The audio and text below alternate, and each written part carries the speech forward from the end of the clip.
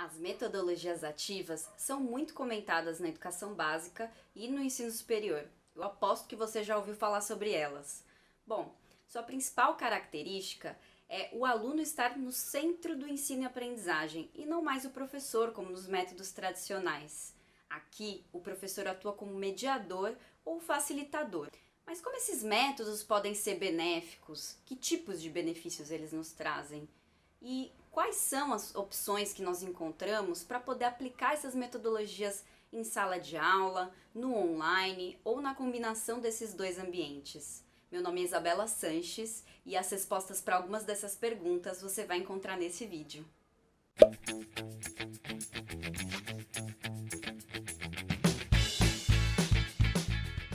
Antes de mais nada, eu queria lembrar que as metodologias ativas elas não são tão recentes assim.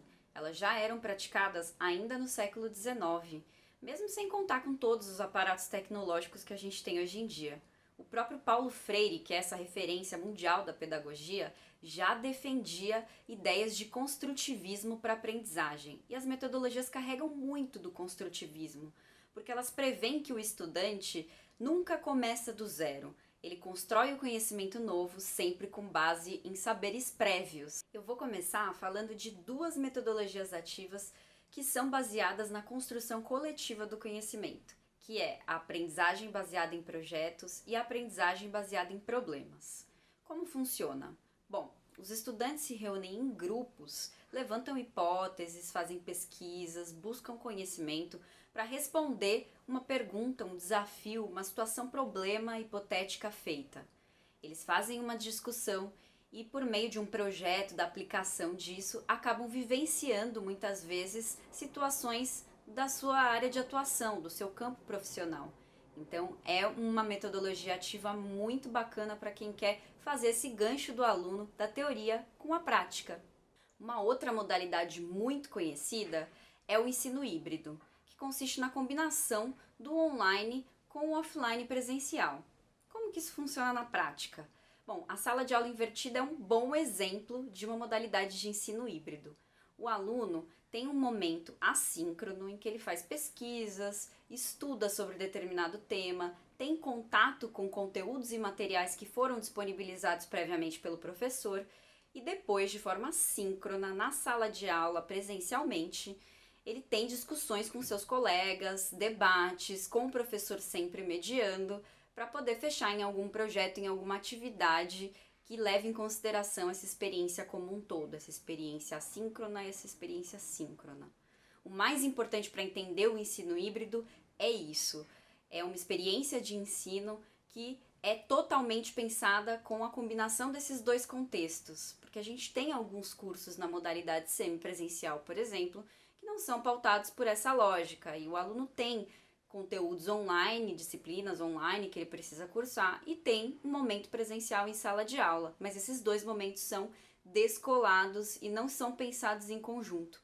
No ensino híbrido, essa experiência é sempre pensada em conjunto, complementando uma a outra para poder trazer um engajamento e uma experiência por projetos muito mais interessante para esse aluno. Uma outra modalidade muito conhecida é a aprendizagem por pares, e ela é muito recomendada para aquele professor que quer entender melhor como a sua turma está evoluindo, quais são os pontos fortes e os pontos que precisam ser melhor trabalhados.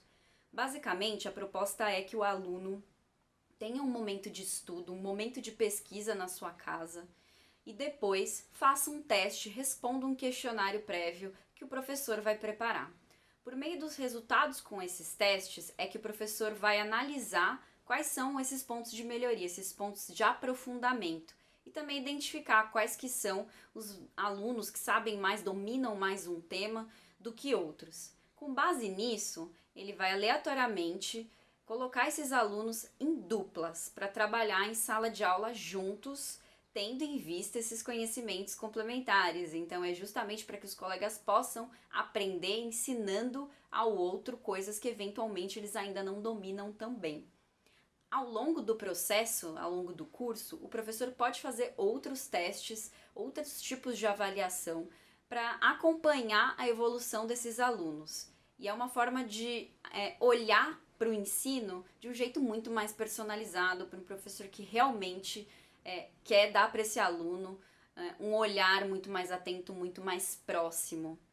Por último, mas não menos importante, eu queria trazer a gamificação, que não é necessariamente uma metodologia ativa, mas é uma técnica que ajuda a suportar as metodologias ativas, muitas das quais a gente falou nesse vídeo, que consiste em puxar, né, pegar emprestado elementos dos jogos para que a gente possa causar mais engajamento para esse aluno no momento dessas práticas. Então, méritos, prêmios, notas, reconhecimentos, colocar esses elementos ao longo do processo de ensino e aprendizagem ajuda esse aluno a se interessar mais pelo conteúdo, a ver propósito, a se engajar mais naquilo que ele precisa entregar, naquilo que ele precisa fazer.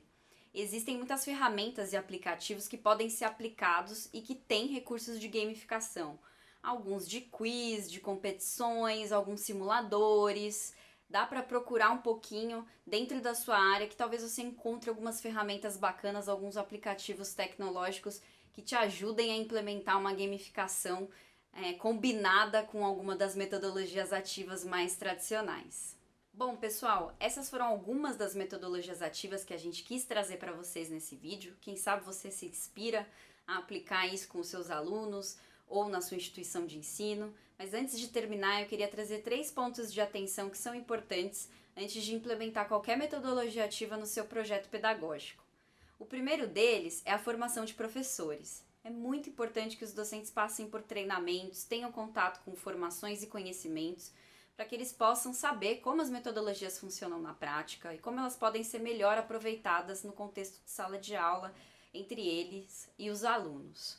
O segundo ponto muito importante é a escolha de plataformas e soluções digitais que consigam suportar a atividade desse professor, que possam apoiá-lo, principalmente na produção de conteúdo e no compartilhamento disso com os alunos. Então, vale dar uma pesquisa, algumas ferramentas podem ser pagas, outras gratuitas, é importante ver o que funciona melhor por aí. E por último, é sempre bom lembrar que o feedback é uma grande aliada, né, das metodologias ativas. Os alunos e os professores precisam trocar esse feedback constante para que sempre hajam pontos de melhoria a serem discutidos entre todos os lados, para que os alunos compreendam por que essas metodologias podem ser interessantes para a sua formação, por que estudar desse jeito pode ser melhor, porque uma metodologia ativa não se sustenta sozinha, só com o professor tentando fazer ela funcionar dentro da sala de aula, ou num contexto online, ou num contexto híbrido. O aluno precisa comprar essa ideia e é importante que ele entenda do que a gente está falando e por que isso pode ser bacana para ele. Bom, eu vou me despedindo. Se você gostou desse vídeo, dá um like, se inscreve no nosso canal e até o próximo vídeo.